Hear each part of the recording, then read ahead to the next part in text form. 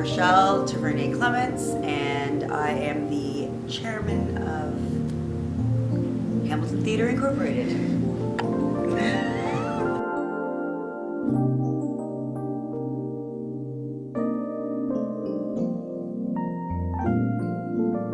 And a bunch of them are We're discussing gender equity, equality, and race equality or lack thereof as we fold programs.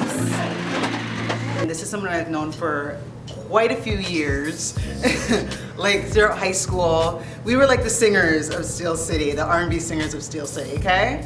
There may be other few, but there probably have been a few, but when I think of certain people, there's certain people that come to mind when I think of this.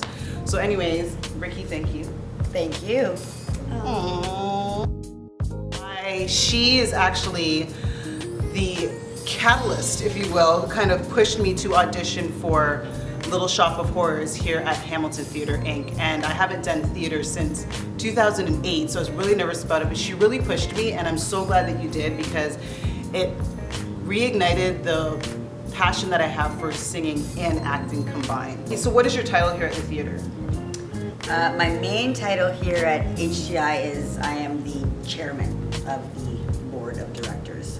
So basically I just help everybody else keep the party going. Yeah. And not only that, but she's directs as well. Okay, so she's giving you one of the hats. I know she plays there's many roles that she plays in her career and in her community. As a female and a woman in theater, what are the pros and what are the cons? And then also, what is the difference between community theater and maybe theater like Broadway theater, more on the bigger stage?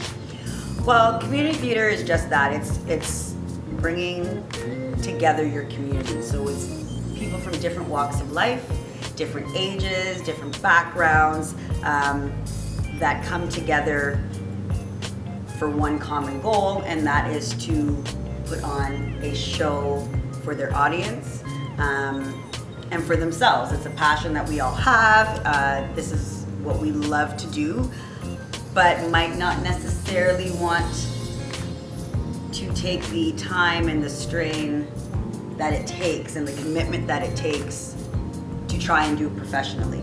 Okay.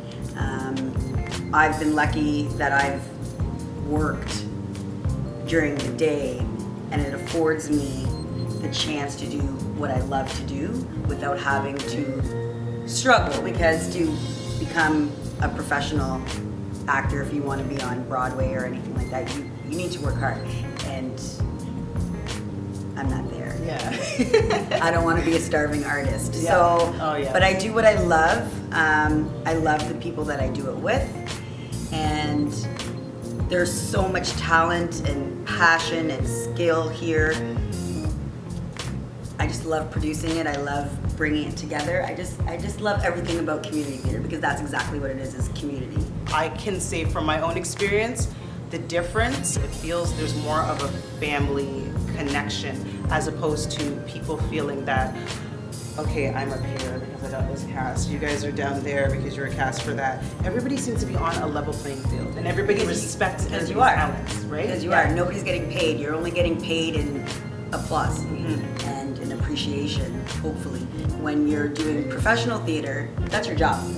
You go, you do what you have to do, you leave. You might not necessarily get those relationships that you get in community theater. I mean, most of my core friends are the people that I either met in theater or at theater school, because we all have that one passion and that one goal that keeps us together, even though we have different backgrounds and different families and different jobs, but this is what keeps us and brings us together. Well, a woman in a leadership role, a woman in theater, but also a black woman in theater, because I feel those are all three different, they all are one, but they all still have their separate lanes in the sense of what they deal with. And I find that in regards to maybe other young women and even other young black women who feel that maybe this is something, there's like a stigma in regards to who does theater. Being a woman in a leadership role, that's all I've ever seen, right? So that's our chair before myself was a woman, a strong woman that led this company, and I have my mother and all the women out there. So that's neither here nor there. As the chair of a company, as a producer, it's a little different because you do have to deal with different people and money. A lot of times, you know, people look at women and they don't know what they're supposed to do with money, and so you have to do a lot of negotiating, a lot of budgeting, a lot of accounting, that kind of thing. But on the other side, as a woman, I feel that we deal with people a lot differently. So it comes back to those relationships, the way we can talk to people as a woman, how we can bring people in to work with us and to use what we can to get what we need to put on a show. As a Black woman, to me it's huge. To bring it back to when I started doing theater, I was the only Black girl in my school for theater.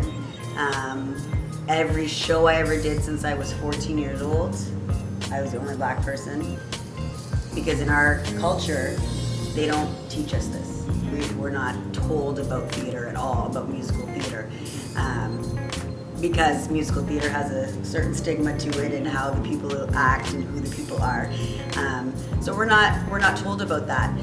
So to be a Black woman in theater, to show other young Black girls and young Black men that there are Black people in theater, you can do it. There is another avenue other than your hip hop and your reggae and all that kind of stuff. There's another avenue to go to use your dancing and your singing and your acting. A lot of people don't look at it the same way as I do, but I think it's a huge deal to have a person of color as the face of a company. Because another young girl that might look like me or might look like you will follow. Yeah. You know what I mean? So that's why this to me is so, on that level, is so important. We not do Black shows because the Black people aren't coming out to audition, or are they not coming out to audition because we're not putting on Black shows? Yeah, exactly. Right? Yeah. So the only way for if I wanted to be on that stage, there needs to be more shows. Yeah. And the only way to get more shows is to show that there are people and there are roles for Black people. You know, so that's why this show was so important to have the certain people that are in it, and, you know, yourself and Sam and Fred and stuff. That's why it was important, so that other young ladies and other young men can see that there are roles for them to do. Theater was supposed to, but it can keep a kid out of trouble. You know what I mean? There's another avenue for them to go to. That's why my mom put me in theater at 14, because I was starting to, you know, go the wrong way. And she said, well, you love to sing, you love to dance, you love to act. Here's another way to do it. And I had a great time, and I had lots of mentors and lots of people. Again, no one that looked like myself, but I kept going. So that's why this show, this company, that's why this is so important. And not only for the youth, I think, but for even like people like myself, you know, people who are like at the point where they want to do something else with their talents and something that they love to do, and maybe again in major theater not finding those roles that suit. Because I mean, even for myself, someone Black woman with locks, like that's even another setback for me, you know what I mean? I can't just throw on a wig or just straighten my hair. So again, I have to be so selective. And like I said, doing the show Little Shop of Horrors, so fun. Like, so friggin' fun. Can I say friggin' on camera? What would you say to any young girls or even women who maybe this was a past passion of theirs, who are struggling with that idea of getting back into it because of career, children, age is a huge thing, I think, especially for women, because they feel I'm a certain age, so now I'm not ripe enough anymore to get into the field of the arts. Auditions are a scary thing, but you meet people. You meet people, and as a director, you might not be right for this role, but I might be doing something later, and you're perfect for that. Yes. But if I don't see you, I don't know. Nobody knows. You know, a lot of people that I've casted or told to go audition for shows, it's because I met them at another audition somewhere else. Okay. Right? So don't be scared. Just do it. Just do it. It's at the end of the day, with community theater, you're not doing it for your paycheck. You're doing it for the love of it, and we do it for the fun, for the love, and for the relationships that we build. My best friends are here. The loves of my life are in this theater, in different companies, but in theater, that's where they are. So just do it, if not just for the experience, to say that you've done it. Yeah, I think it's really important. You know, just to say, because one day that part's gonna come, as we know, and we went for an audition, you know, whether we know for sure you're gonna get the part or not, I would have kicked myself if I didn't go. Yeah. And directors and producers, we all know when it's your first time, we all know when you're nervous. That's okay. Yeah. That's why community theater is a 3-month-long process, because you get that time to work into it. So I'll tell anybody, just do it, come out, whether it's for something you want today or something you want tomorrow, just do it. What are your goals? What are your dreams? As for me, what are my goals? What are my dreams? I mean, my ultimate goal would be to run the Broadway theater. That would be my ultimate goal, but my more immediate goals are just to make sure this company stays here and make sure we continue to put on professional shows. Yeah. Right? That's my immediate goal, is to just make sure this is our 58th year. I want to make it to 60. I want to make it to 70.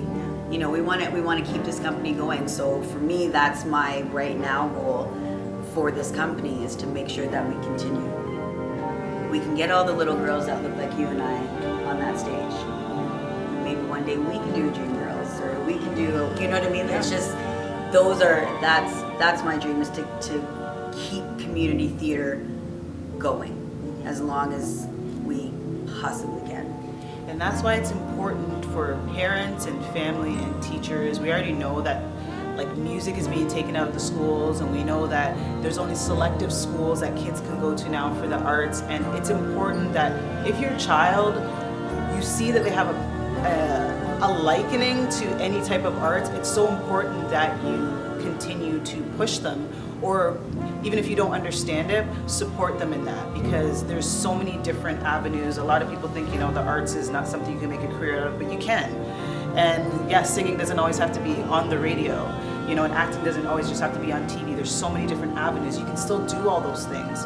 And there's so many examples of people who are doing just amazing things and are really about community and are really about pushing the youth. So my experience in the show and just meeting new people, because I didn't know anybody when I came here besides Ricky, and the relationships that I have made really allowed me to really understand what it is that I want as a woman, what I needed. Being able to get out and do something for myself was really important, and I've gained so much from it. So like Ricky said, I really encourage anybody, not just females, but males and you know, parents who have kids, to really allow them to experience these things. These things are in our community and they're tangible, and I just want to say thank you. And we'll see you on the next episode, Queendom TV. Peace.